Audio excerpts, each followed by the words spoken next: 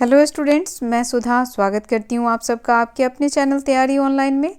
आज हम डिस्कस करने जा रहे हैं worksheet number 20। Worksheet number 20 Hindi का वर्कशीट है और ये वर्कशीट है क्लास 7th का। वर्कशीट को आरंभ करने से पहले यहाँ आप अपना नाम लिख लें और यहाँ आप अपने कक्षा अध्यापक का नाम लिखें।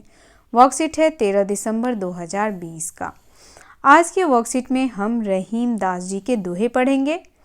तो रहीम दास जी के दोहे को पढ़ने से पहले हम रहीम दास जी के बारे में जान लेते हैं।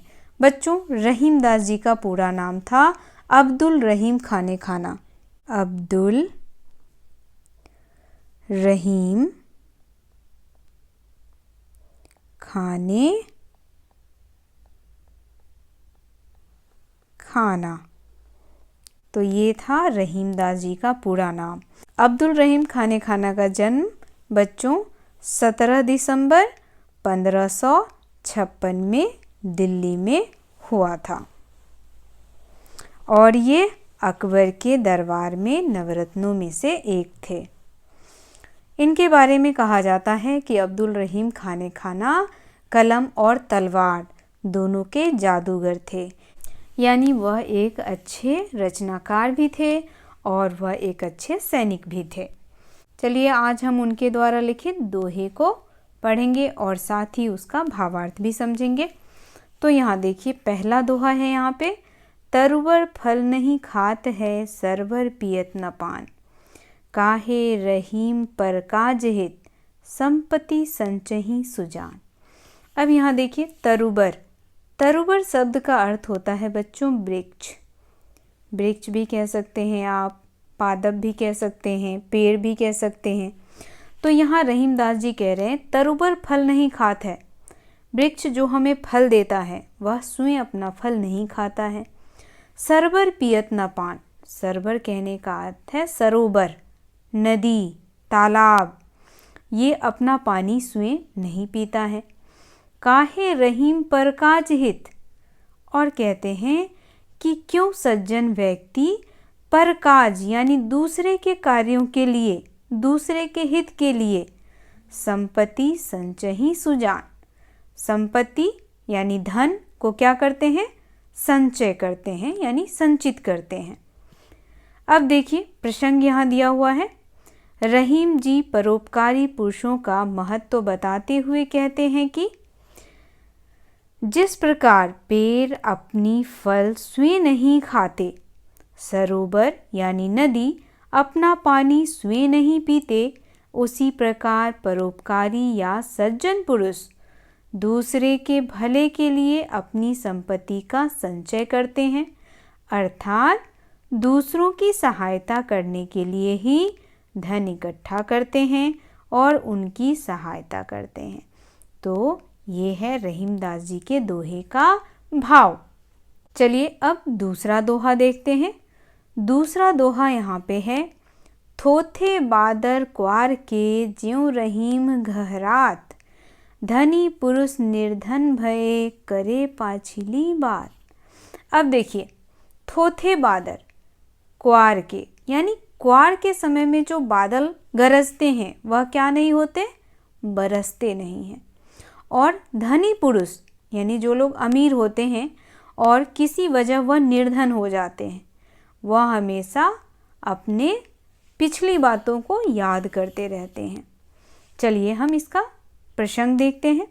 रहीम जी घमंडी पुरुषों के बारे में बताते हुए कहते हैं कि जिस प्रकार क्वार के महीने में यानी सितंबर और अक्टूबर का जो महीना होता है बच्चों, उसे हम क्वार का महीना कहते हैं, बादल सिर्फ गरजते हैं, कभी बरसते नहीं, उसी प्रकार धनी पुरुष निर्धन हो जाते हैं तो वह अपनी संपत्ति के दिनों की, सम्मान की बातें, घमंड की ही बातें करते हैं, अपनी वर्तमान स्थिति को सुधारने का प्रयास बिल्कुल नहीं करते।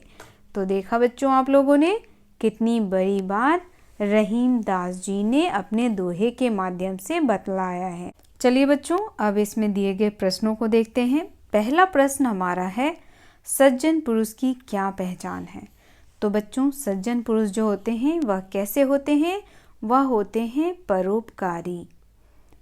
परोपकारी। तो आप यहाँ उत्तर इस प्रकार लिखेंगे कि सज्जन पुरुष परोपकारी होते हैं। दूसरा प्रश्न देखिए, धनी पुरुष निर्धन हो जाते हैं तो वे क्या करते हैं? तो अभी हमने पढ़ा कि धनी पुरुष जब निर्धन हो जाते हैं तो क्या करते हैं? वह अपनी पुरानी बातों को याद करते हैं।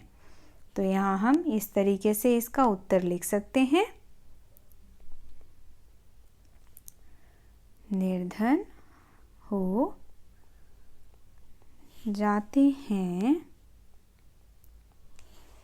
तो वह अपनी संपत्ति के दिनों की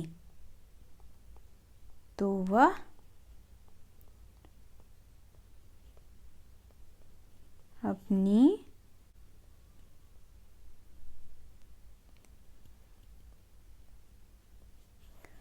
संपत्ति के दिनों की बातें करते हैं। तो ये हो गया हमारा प्रश्न संख्या दूसरे का उत्तर। आप इसी प्रकार इसका उत्तर लिखेंगे, धनी पुरुष निर्धन हो जाते हैं तो वह अपनी संपत्ति के दिनों की बातें करते हैं। तीसरा प्रश्न हमारा है, क्वार के महीने में क्या होता है? तो बच्चों, क्वार के महीने में क्या होता है? तो यहाँ पे इसका उत्तर आप इस प्रकार लिखेंगे, क्वार के महीने में बादल सिर्फ गरजते हैं। तो बस इसका उत्तर इतना सा होगा, बादल सिर्फ गरजते हैं, बरसते नहीं हैं। चौथा प्रश्न हमारा है, परोपकार का अर्थ है दूसरों पर उपकार करना, अर्थात दूसरों की सहायता करना। क्या आपने कभी किसी पर परोपकार किया है? विस्तार से लिखिए। तो बच्चों, क्या आपने कभी किसी पर परोपकार किया है? क्या आपने कभी किसी के लिए अच्छा किया है, अच्छा सोचा है? तो आप हमें कमेंट में लिख करके बताएं। चलिए बच्चों, मैं आपको बताती हूँ। मैं उन बच्चों को पढ़ाती हूँ जिन बच्चों के पास कोई भी साधन या सुविधा नहीं है, जो अच्छे स्कूल में नहीं पढ़ सकते। अगला प्रश्न हमारा है, पेड़ शब्द के 3 पर्यायवाची शब्द लिखिए। तो बच्चों, पेड़ शब्द के 3 पर्यायवाची शब्द क्या हो जाएंगे? यहाँ देखिए, वृक्ष। वृक्ष मतलब भी क्या होता है? पेड़। वृक्ष हो गया। उसके बाद यहाँ पे आप लिख सकते हैं पादप, और उसके बाद आप यहाँ पर तरुबर भी लिख सकते हैं। तरुबर, तरुबर का अर्थ भी होता है वृक्ष या पेड़। तो बच्चों, आज का ये वर्कशीट यहीं समाप्त होता है। अगर आप हमारे चैनल पर नए हैं तो चैनल को सब्सक्राइब कर लें, बेल आइकन को दबाएं ताकि सभी नोटिफिकेशन आप तक पहुंचता रहे। वीडियो को लाइक करें और अपने दोस्तों के साथ शेयर करना बिल्कुल ना भूलें। तो मिलते हैं अगले वर्कशीट में। आप सबका धन्यवाद।